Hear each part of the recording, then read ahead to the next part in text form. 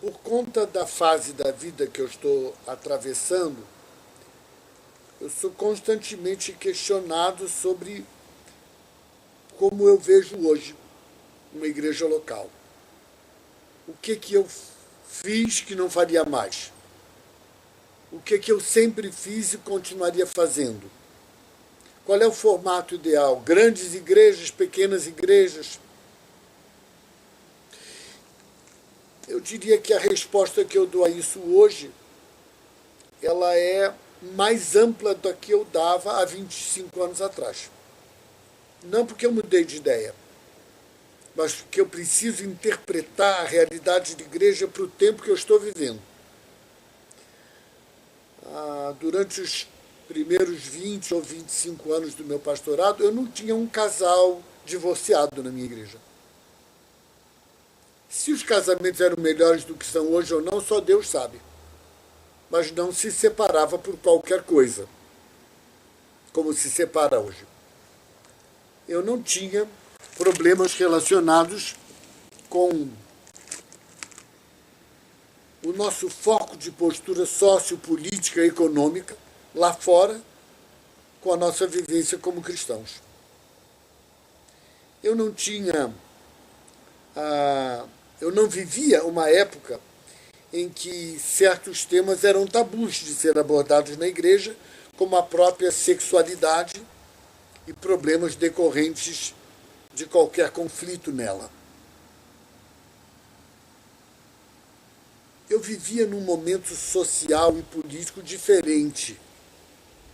Quem tem a minha idade sabe o que foram os anos em que esse país viveu debaixo de uma ditadura militar, que as gerações novas não têm nem ideia de como é que isso funcionava.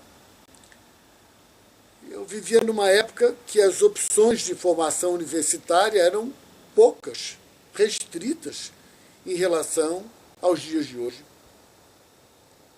Mas os meus conceitos, aquilo que foi forjado em mim desde a minha conversão, e volto a dizer, graças à comunidade de fé onde eu nasci,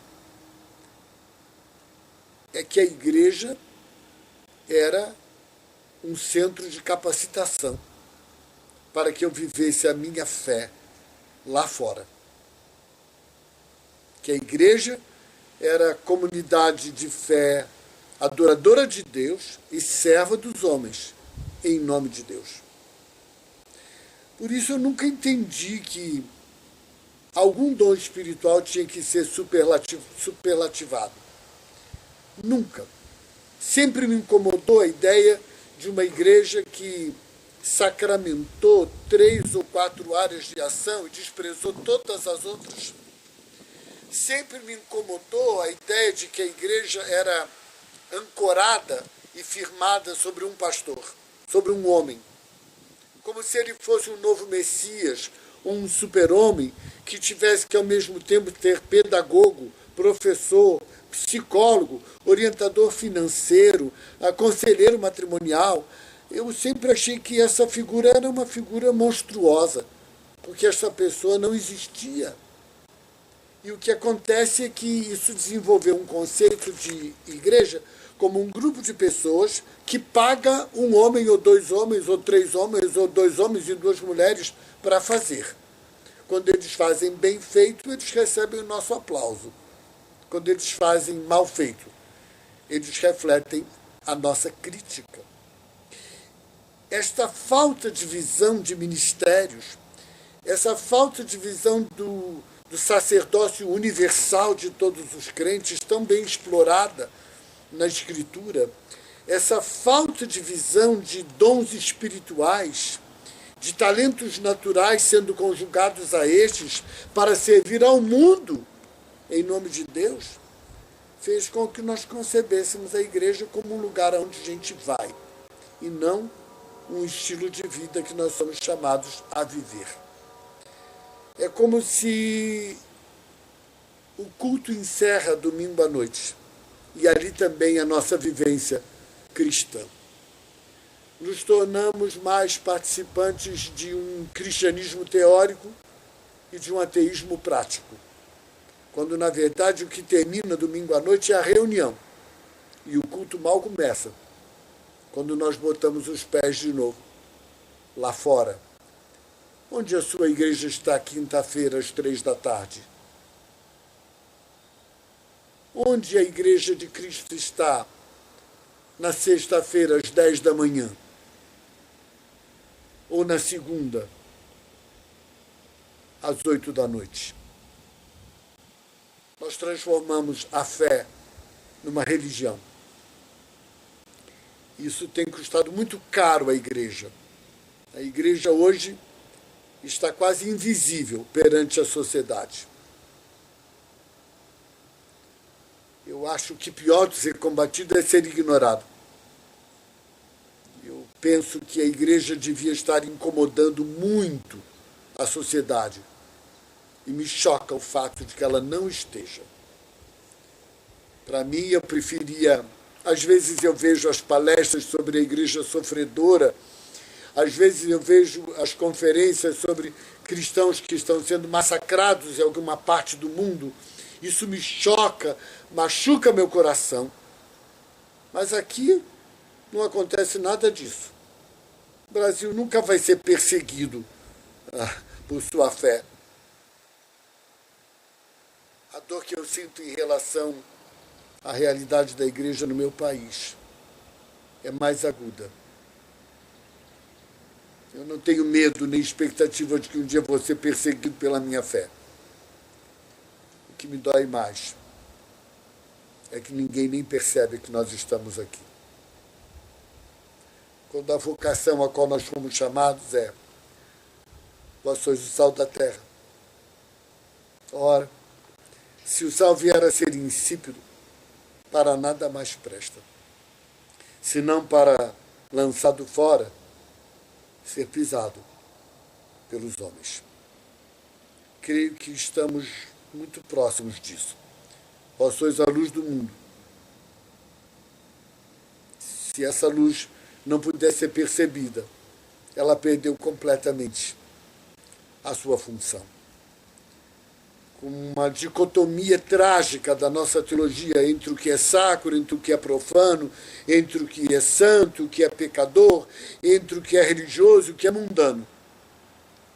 Nós perdemos totalmente a autoridade.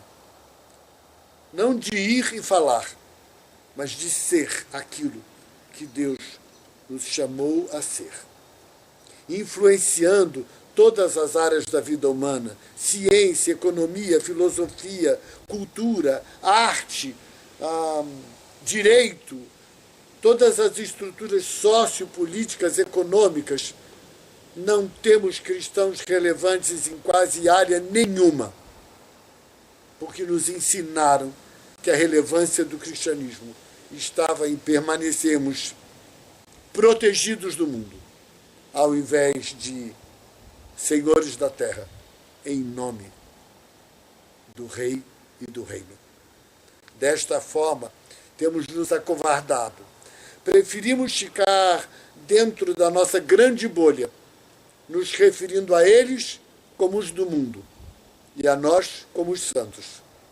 Desta forma, estamos vendo o tempo passar, sem exercer influência visível em quase nenhuma área de atividade humana neste país, enquanto seguimos dizendo que nós somos os santos e eles os pecadores e os perdidos. Que Deus tenha misericórdia de nós e nos ajude a resgatar a visão que não há uma área de ação onde a vida humana está exposta, onde Cristo não está.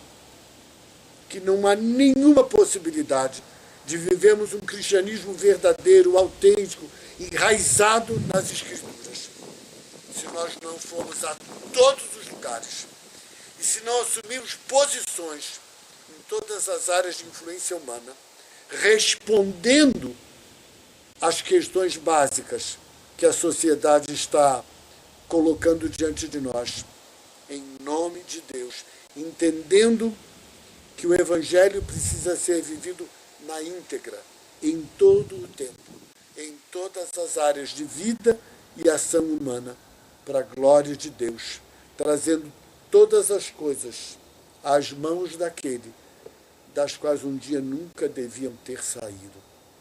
Que nós sejamos corajosos para dizer não à religião e sim à revelação do Evangelho de Cristo, sinalizando que o seu reino já está entre nós, ainda que não completamente.